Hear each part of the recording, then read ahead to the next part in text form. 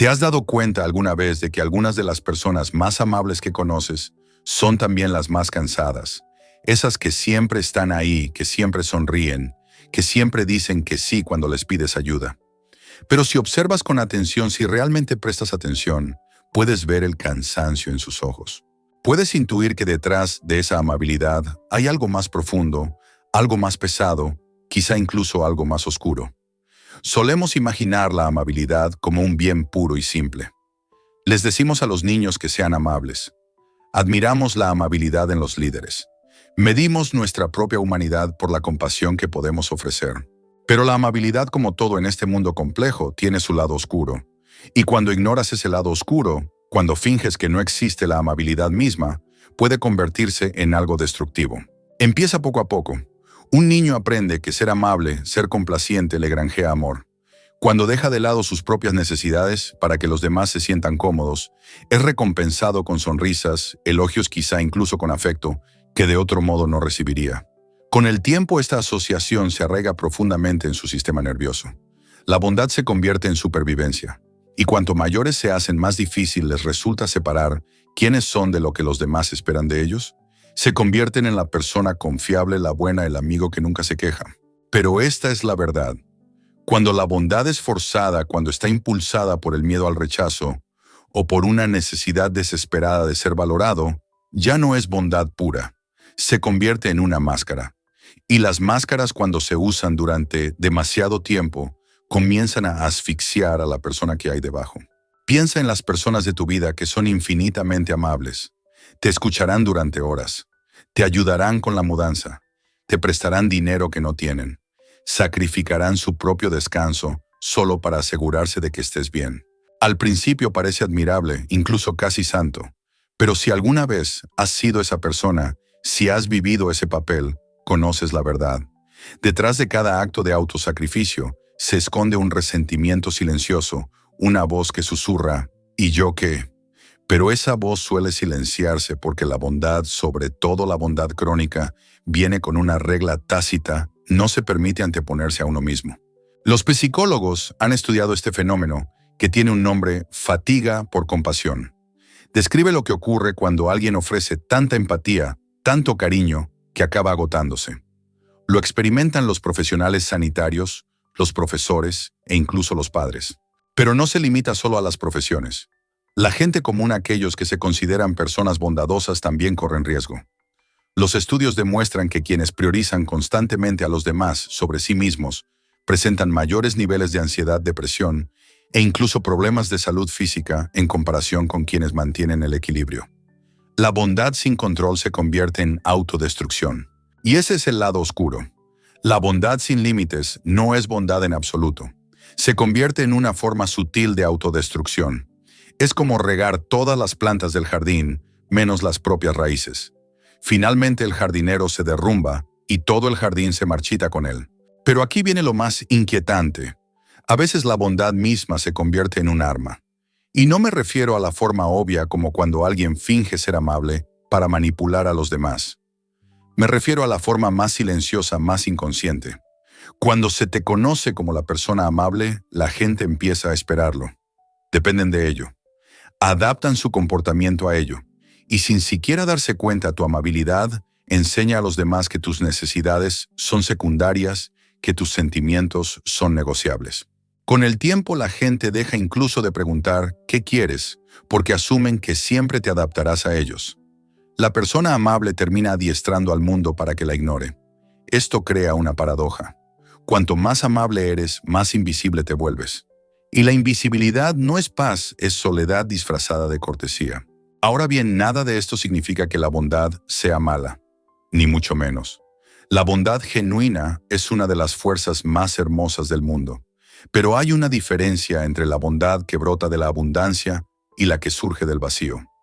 Una sana, la otra corroe. Una nace del amor, la otra del miedo.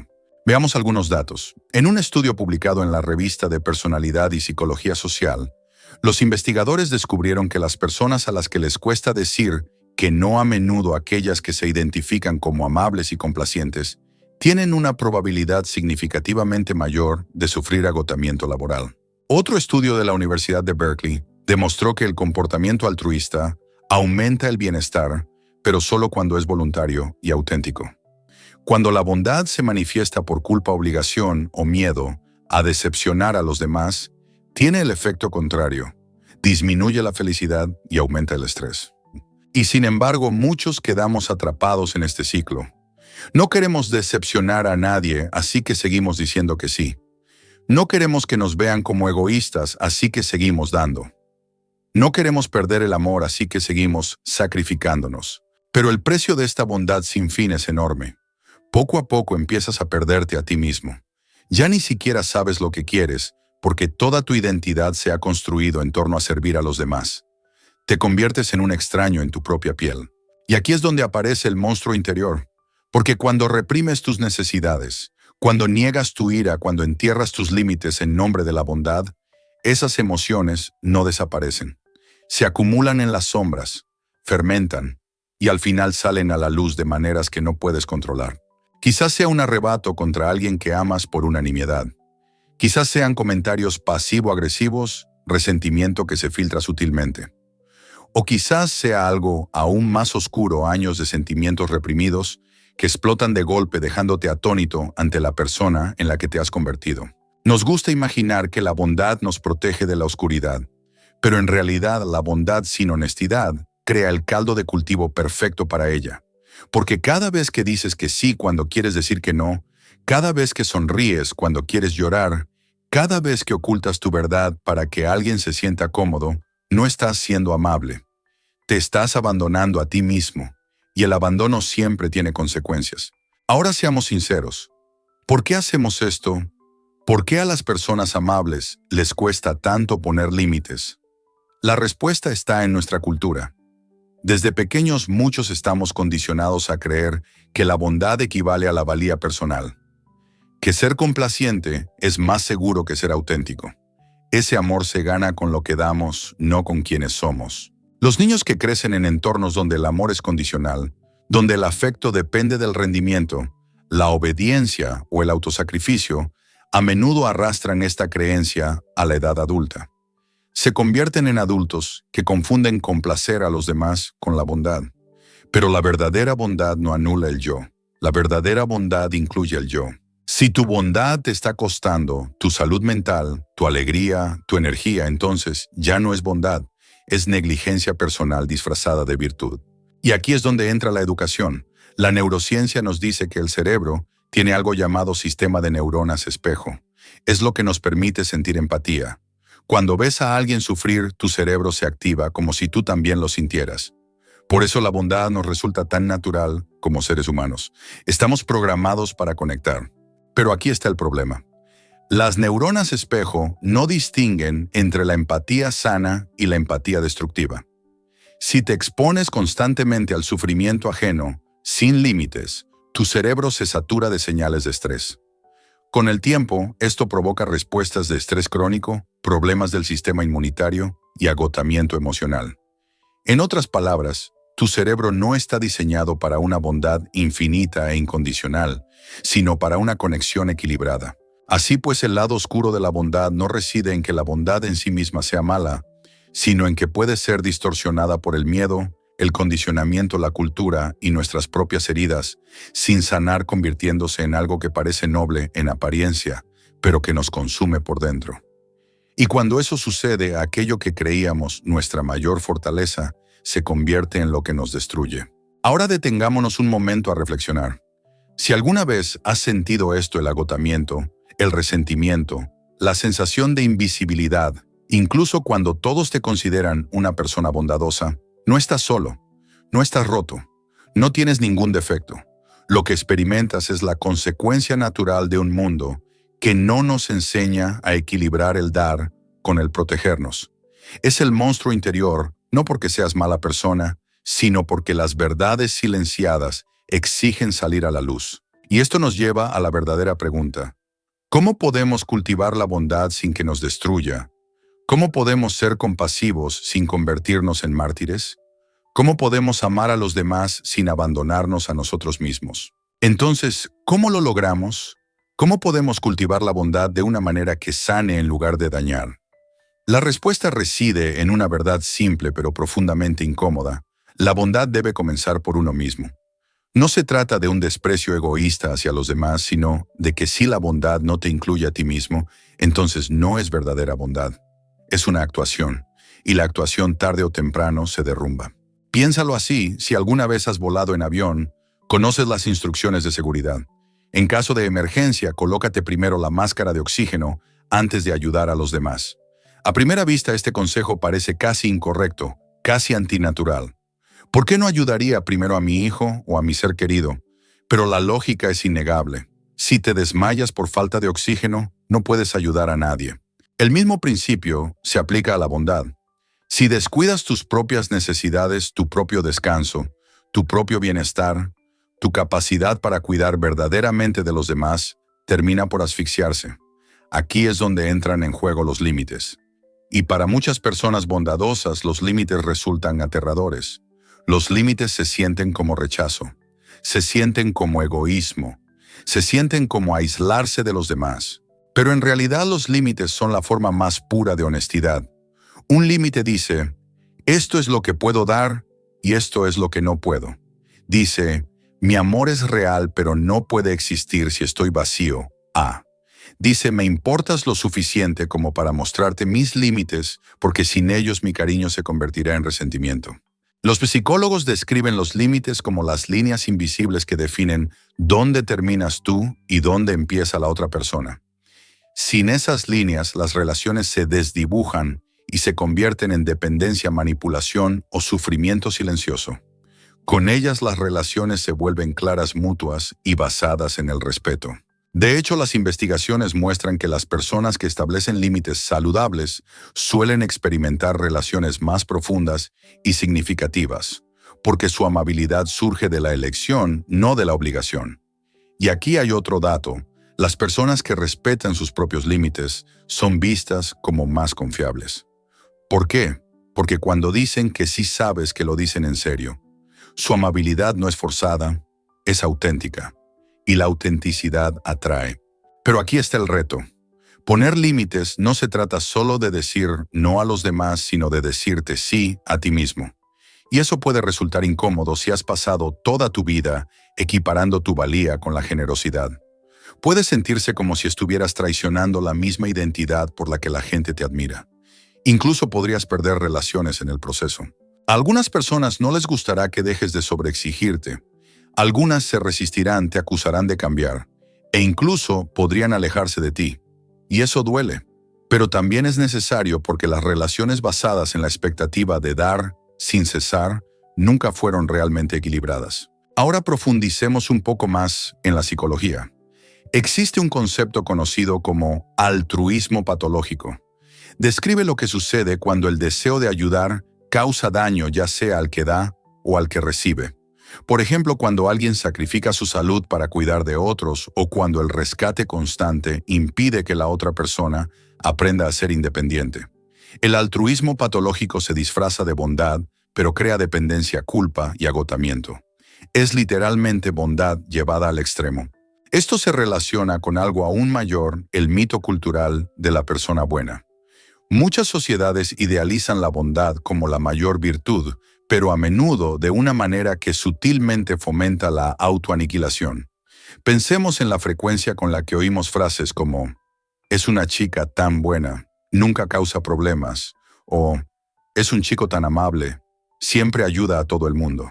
Oculta tras esos halagos se encuentra la peligrosa suposición de que la bondad implica no exigir nunca, no decir nunca que no, no perturbar nunca la paz. Pero la verdadera bondad no consiste en anularse a uno mismo. Consiste en mostrarse tal como uno es, con toda la autenticidad que uno tiene, y aún así elegir la compasión. Cuando la bondad nace de la autenticidad, libera. Cuando nace del miedo, esclaviza. ¿Qué puedes hacer en la práctica para pasar de una amabilidad condicionada a una amabilidad liberada? Aquí tienes algunas estrategias, no como soluciones rápidas, sino como prácticas para toda la vida. Primero, practica la pausa. Cuando alguien te pida algo, no digas que sí inmediatamente. Respira hondo. Date un respiro para conectar con tus propias necesidades. Pregúntate: ¿Tengo la energía para esto? ¿Quiero hacerlo? ¿Está esta petición alineada con mis valores? Incluso unos segundos de reflexión pueden evitar que intentes complacer a los demás automáticamente. Segundo, aprende el poder de un no amable. Un no no tiene por qué ser duro. Puede ser compasivo y amable. Me importas, pero ahora mismo no puedo hacerme cargo. O bien, me encantaría ayudarte, pero no tengo la capacidad. El mundo no se acabará si dices que no.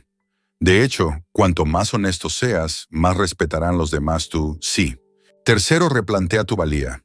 Tu valor no se determina por cuánto das. Tu valor es intrínseco. Existías antes de que nadie te necesitara, antes de que aprendieras a practicar la bondad para sobrevivir. Mereces amor incluso cuando dices que no, incluso cuando descansas, incluso cuando no cargas con nada. En cuarto lugar, cuida tu propio jardín. Llénate de aquello que te nutre, amistades que alimentan tu alma, actividades creativas, momentos de quietud. Cuando vives desde la abundancia en lugar de la escasez, la bondad fluye naturalmente.